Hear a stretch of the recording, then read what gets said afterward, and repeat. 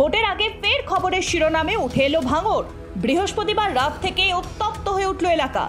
ভাঙড়ের ভোগালীতে তৃণমূল ও আইএসএফ এর মধ্যে সংঘর্ষ বাধে। তার হাত থেকে রেহাই পায়নি শিশু পর্যন্ত। বোমাবাজিতে জখম হয়েছেন 5 জন। তৃণমূলের অভিযোগ, রাতে তাদের কর্মীদের লক্ষ্য করে অতর্কিতে বোমা মেরেছে আইএসএফ। যদিও অভিযোগ অস্বীকার করে পাল্টা বোমাবাজির অভিযোগ তুলেছে আইএসএফ। জিরানগাছা ব্লক প্রাথমিক স্বাস্থ্য কেন্দ্রে চিকিৎসাধীন জখমরা। রাতেই তাঁদের দেখতে হাসপাতালে যান সায়নী ঘোষ, অরূপ বিশ্বাস এবং শওকত মোল্লা।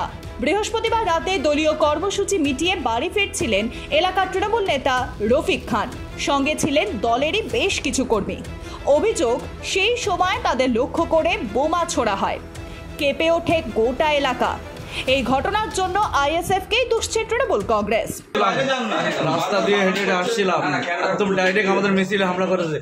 12 মিটার থেকে 30টা বোম চাষ করেছে। আমার পায়ে ডাইরেক্ট বোম লেগেছে, দেখুন। এই ঘটনার জন্য আইএসএফ বিধায়ক নওশাদ সিদ্দিকীর গ্রেফতারির দাবি তুলেছেন ক্যানিং পূর্বের বিধায়ক শওকত মোল্লা।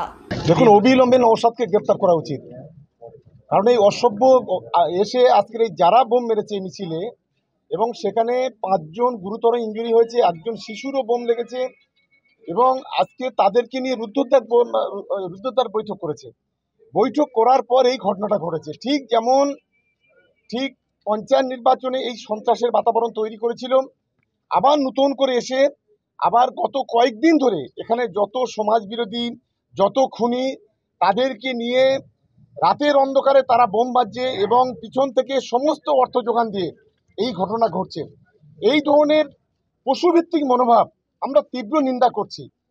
রাজনৈতিকভাবে, গণতান্ত্রিকভাবে না পেরে এখন সন্ত্রাসের রাজত্ব কায়েম করার চেষ্টা করছে, ঠিক যেমন পঞ্চায়েত নির্বাচনে করেছিল। তার প্রতিফলন হিসেবে আজকে এখানে আমাদের পঞ্চায়েতের সদস্য আব্দুর রফিক সহ প্রায় 5 জন গুরুতর আহত এবং একটা শিশু, সেও গুরুতর আহত। চলতি মাসের শুরুর দিকেও আইএসএফ ও তৃণমূলের সংঘর্ষে উত্তপ্ত হয়ে উঠেছিল ভাঙড়। উভয় পক্ষের সংঘর্ষে বেশ কয়েকজন আহত হয়েছিল।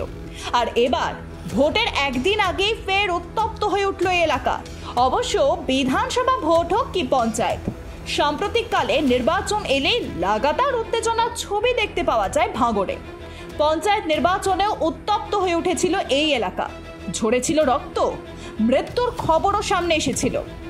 এদিকে এবারে লোকসভা নির্বাচনে একেবারে শেষ দফায় এখানে ভোট রয়েছে, কিন্তু ভোটের আবহে গত কয়েক সপ্তাহ ধরে বহুবার উত্তপ্ত হয়ে উঠেছে ভাঙড়। তাই এই এলাকার জন্য বাড়তি নজরদারির ব্যবস্থা করেছে কমিশন। যাদবপুর লোকসভা কেন্দ্রের মধ্যে রয়েছে ভাঙড় বিধানসভা কেন্দ্র।